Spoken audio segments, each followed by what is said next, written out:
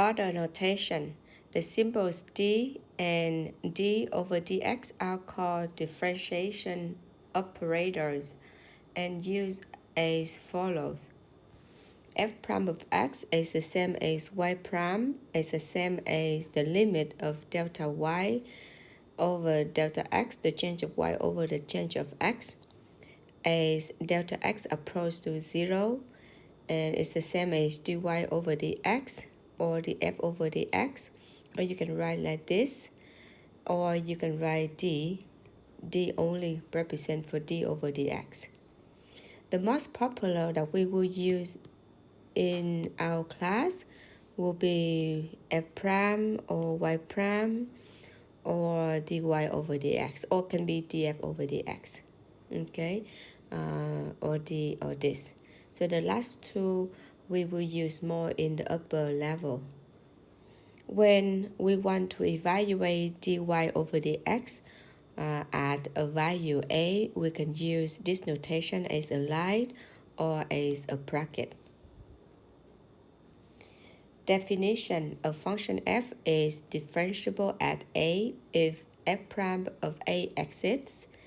It is differentiable on an open interval a b, or from a to infinity, or from negative infinity to a, or from negative infinity to positive infinity, if it is differentiable at every number in the interval. So let's look at the example number 5, where is the function f of x equal absolute value of x differentiable. So in order to answer this question, I break this down into 3 cases where x greater than 0, x less than 0, and x equal to 0. So for x greater than 0, we have all of the definition of the f prime. Now I will plug this in. So limit as h approaches to 0, absolute value of x plus h minus absolute value of x divided by h. And because we take the x is positive, so then x plus h, we choose h small enough so that x plus h is also positive. Then x plus h, when you open the absolute value, is become x plus h because we assume that x plus h is positive in this case, minus x divided by h. We can cancel out the x, so we have left is h over h,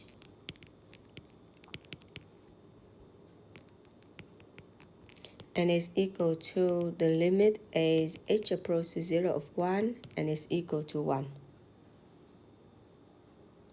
So it means that f is differentiable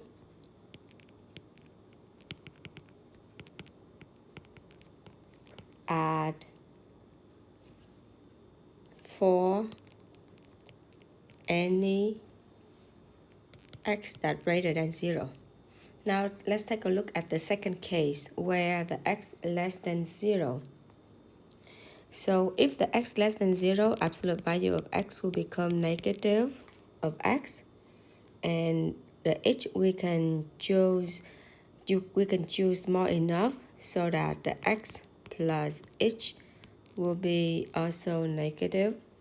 So when we open the absolute value for x plus h, it will become negative of x plus h. Now we will plug this in, so the limit as h approaches to 0 of the function absolute value of x plus h minus absolute value of x divided by h. We will open the absolute value, so we get negative of x plus h minus negative x over h. Then we will open the parentheses and combine like terms. we can cancel out the h. So we have h divided by h, and we have a negative in the front, so we have -1, and the final answer is -1. So we can conclude that f is differentiable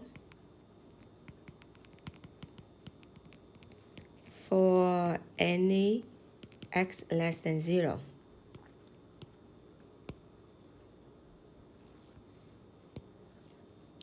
So we have the third case where x equal to 0. So when x equal to 0, I just go ahead and plug in 0 right away. So we have 0 plus h minus f of 0 divided by h. Then limit of h go to 0, as h go to 0, so we have this is f of h, right? So we plug in the h into the function f of x equal to absolute value of x. So we have h minus absolute value of 0 and divided by h. So we have the limit as h approach to 0 of absolute value of h divided by h. So now we have two situations now. We don't know the h is positive or negative. That means we don't know. We know that the h approach to 0, but we don't know is approach from the left side or from the right side. So let's divide this into two cases. If h approach from the right side, then it will become positive h divided by h, and it will be 1. And if h approach from the left side of 0, then the negative h will come from the absolute value of h divided by h, and we get the answer is -1.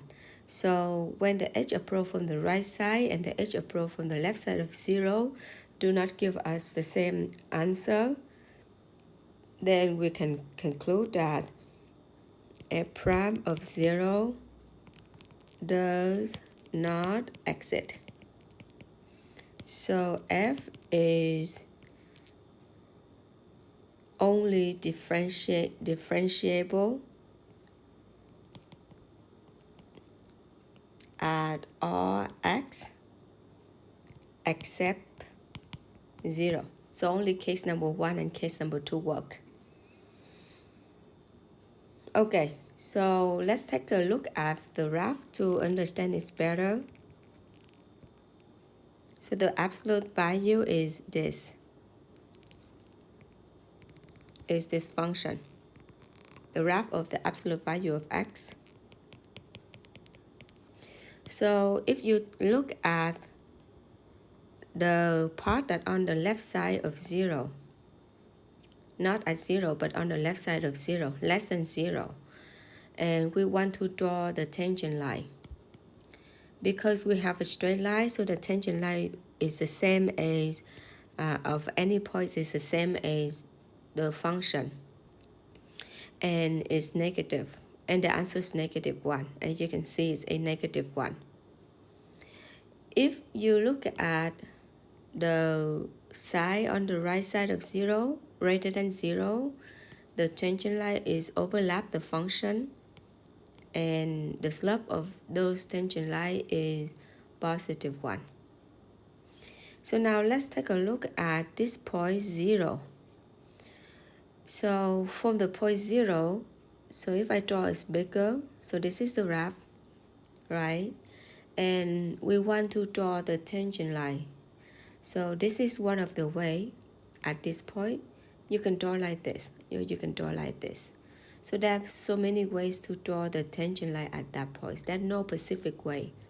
So that's why we do not have the f prime at 0 at 6 at that point. So the f prime you can write in the formula is this. It is equal to 1 if x is greater than 0, and if equal to -1 if x less than 0.